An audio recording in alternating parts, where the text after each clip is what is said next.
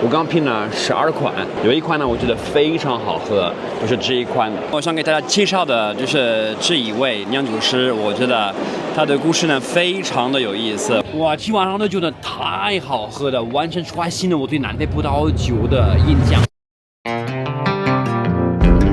这是大名鼎鼎的 Simonsbury 西蒙山。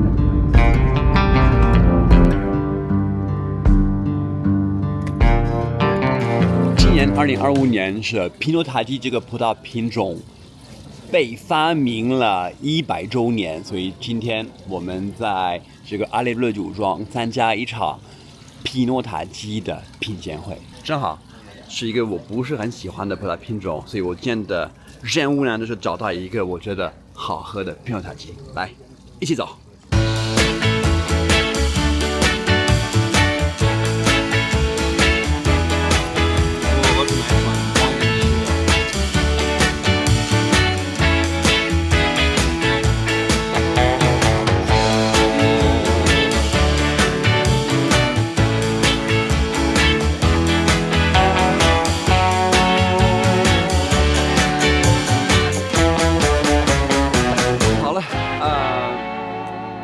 我还没有成为皮诺塔基的粉丝，但是不得不承认，今天我们品的酒都是我比较喜欢的风格，他们是比较偏优雅、比较轻盈，有点像波苏莱风格的一些酒。我最喜欢的一款酒呢是这一款 Brewer Vintners Liberté。我觉得有一点胡椒的味道，有一些香料的香气，然后很多的花香，非常的优雅，但同时呢有很好的一个结构感，然后单宁呢铺满口腔的同时呢还是蛮细腻的，我觉得很喜欢的。但是呢我还是觉得南非的将来呢是希腊。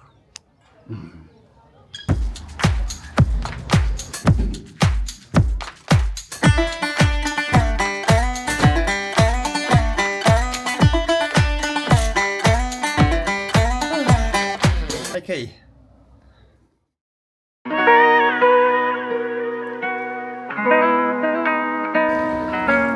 今年9月10号是全球南半球最大酒展 Cape Point 的第一天。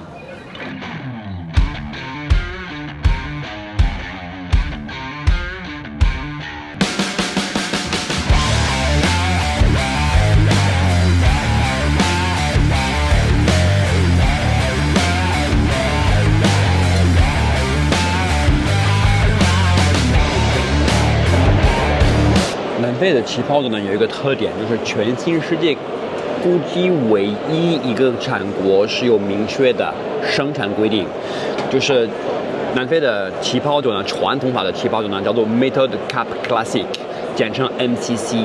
他们有规定，比如说需要在酒泥陈酿至少12个月的时间。我刚拼了12款，在这个自由品鉴区，有一款呢我觉得非常好喝，就是这一款 Laborie Le Traditionnel Blanc de Blanc。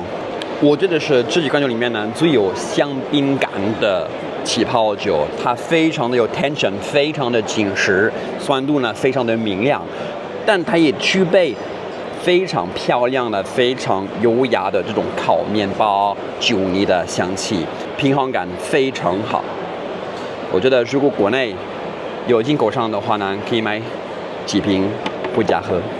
我们昨晚上呢参加了一个活动，这个活动他们认识了一个黑人酿酒师，我觉得他的故事呢特别的动人，我要去找他给你们介绍一下。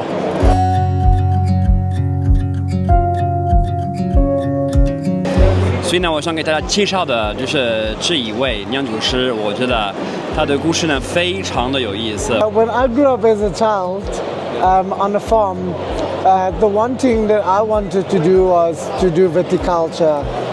But in the time that I grew up was apartheid in South Africa, and so it was quite difficult as a farm child to dream even to get into viticulture.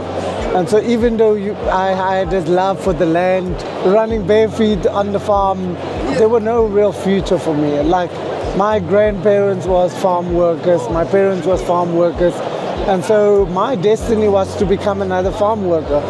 But my desire was really to become a specialist in the wine world. so too that I used my pocket money to quietly pay for a viticulture course without my parents knowing.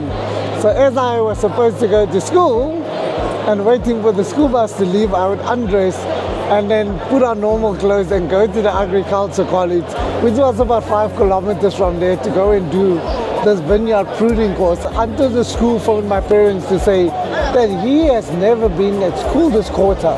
And if he doesn't come, he's gonna fail his last year of school.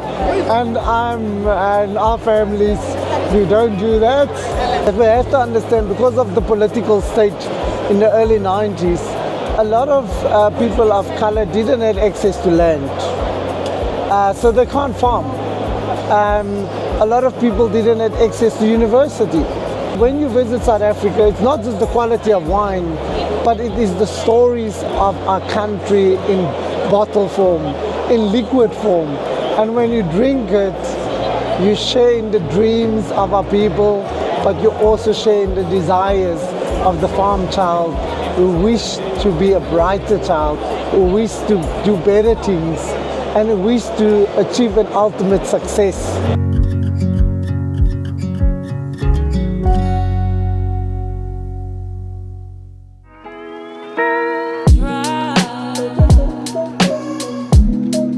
我被邀请去录一个 podcast， 我在找那个地方，好像在楼上。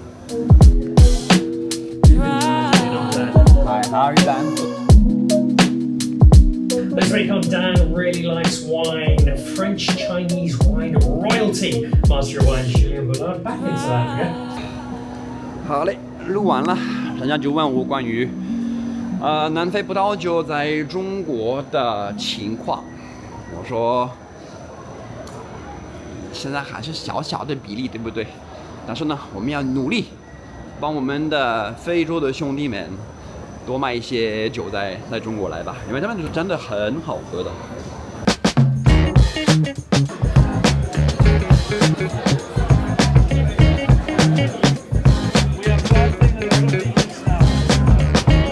我的天呐，今晚上本来就没有计划拍视频的，但是今晚上我觉得是目前为止在南非最精彩的一晚。哇，今晚上都觉得太好喝了，完全刷新了我对南非葡萄酒的印象。虽然我对他们的印象还是很好的，但是今晚上呢有非常多的老年份的葡萄酒，非常的惊人。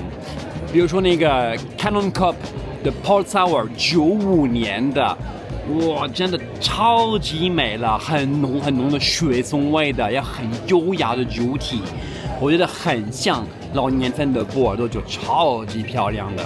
还有 Munino 的 Schist 2010年的希拉，如果是盲品的话呢，我绝对会往北罗，有点像我觉得老年份的 Giga 的啦啦啦的感觉，那股肉味啊，那股Rosemary 叫什么中文来着 ？Rosemary 迷迭香的味道超级漂亮的。还喝了95年的 Hamilton Russell 的黑皮诺，还有这个萨迪的科鲁梅拉的051220，还有这个 Mirles 的1984和1991年的。91年非常漂亮的，84年呢还活着，但是我觉得91年呢是最经典的。那杯子里面的是12年的 Vin de Constance， 美呆了那股新葡的味道，那股有一点点这个叫什么姜糖的味道，还有一点点cinnamon。可惜我们现在在中国呢，绝大多数人都是住在公寓里面，没有地方存放葡萄酒。如果我经济允许的话呢，有个大 house， 有一个酒窖的话呢，我绝对会存放他们的葡萄酒20-30年。真的，我太好喝了。